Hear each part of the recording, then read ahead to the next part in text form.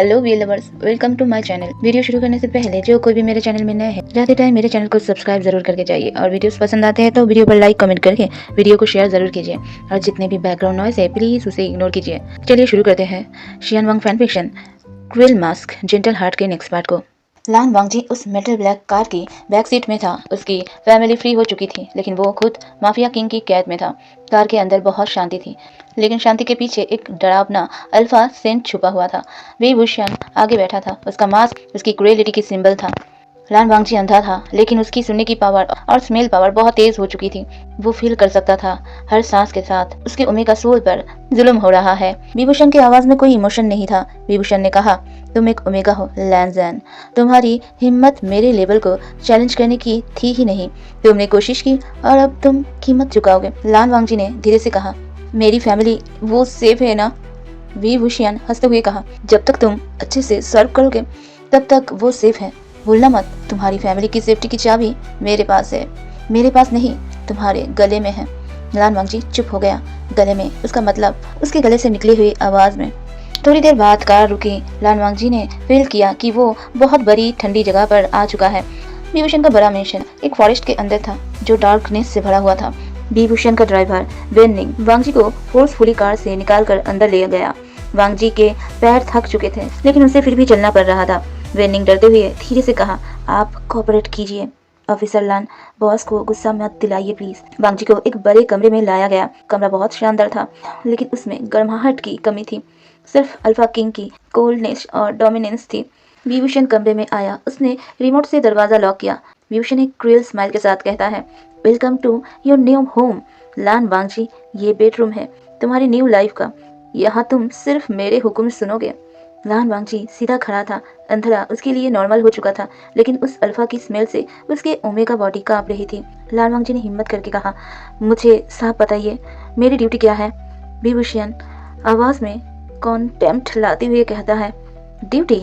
तुम्हारी कोई ड्यूटी नहीं है ओमेगा। तुम्हारी औकात अब एक प्रॉपर्टी की है। विभूषण ने आगे बढ़कर लान वांगजी के गले में एक मेटल कॉलर पहना दिया। कॉलर टाइट था लेकिन उसमें शाइनिंग मेटल की जगह लेदर था। विभूषण कॉलर को छूते हुए कहता है, ये तुम्हारा निशान है। जब तुम मेरे सामने आओ तो तुम्हारी आंखें नीचे होनी चाहिए और ये कॉलर मुझे तुम्हारे कंट्रोल की याद दिलाता रहेगा। लान वांगजी को गुस्सा आया। वो प्रोटेस्ट करना चाहता था लेकिन उसके गले में वो कॉलर उसके शब्द को रोक रहे थे। उसने गुस्से से अपना सर ऊपर उठाया। विभूषण तेजी से वांगजी के गाल पर हाथ मारते हुए कहता है, मैंने कहा आंखें नीचे। तुम ब्लाइंड हो लॉन्जैन लेकिन तुम्हारी आंखों में अभी भी जिद है। मैं वो जिद तोड़ूंगा। तुम्हारी लाइफ का हर पल अब मेरे परमिशन से चलेगा। लान वांगजी का गाल लाल हो गया था। ये फिजिकली टॉर्चर की बस शुरुआत थी। उस रात विभूषण ने अपनी क्रूएलिटी की हद दिखाई वांगजी को। उसने लान वांगजी को टॉर्चर किया, सिर्फ बॉडी से नहीं मन से भी। विभूषण ने उस ओमेगा की प्योरिटी को तोड़ा। उसने डोमिनेंस के लिए वांगजी के साथ इंटीमेट भी हो गया लेकिन उसमें प्यार नहीं, सिर्फ अल्फा की पावर और गुस्सा था। लान वांगजी को ये सब दर्द एक निराशा के साथ सहना पड़ा। विभूषण लान वांगजी के कान में धीरे से कहता है, तुम एक ओमेगा हो लैंजैन। तुम्हारी डेस्टिनी यही थी, किसी स्ट्रॉन्ग अल्फा की प्रॉपर्टी बनना।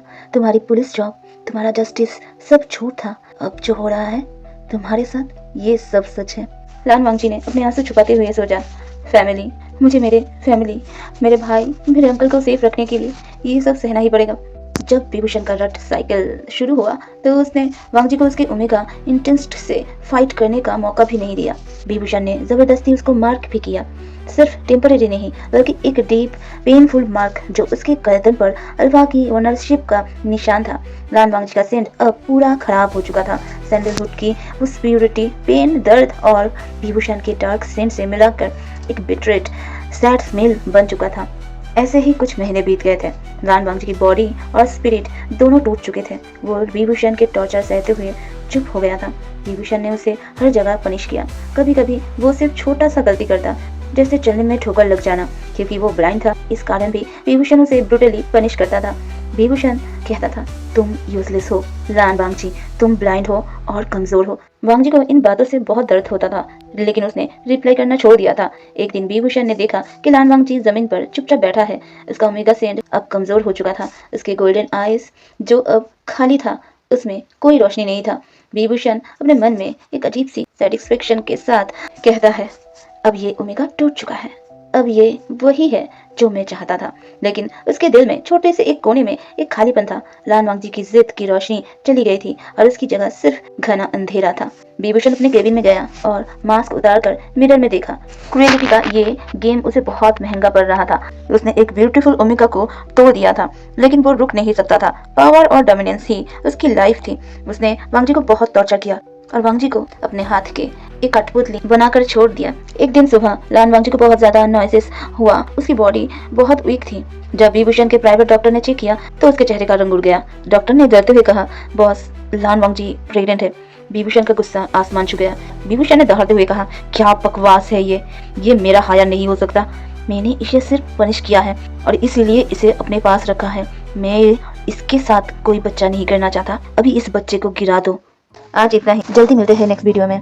कमेंट करके जरूर बताइएगा कैसा लग रहा है। बाय बाय, टिंग टिंग।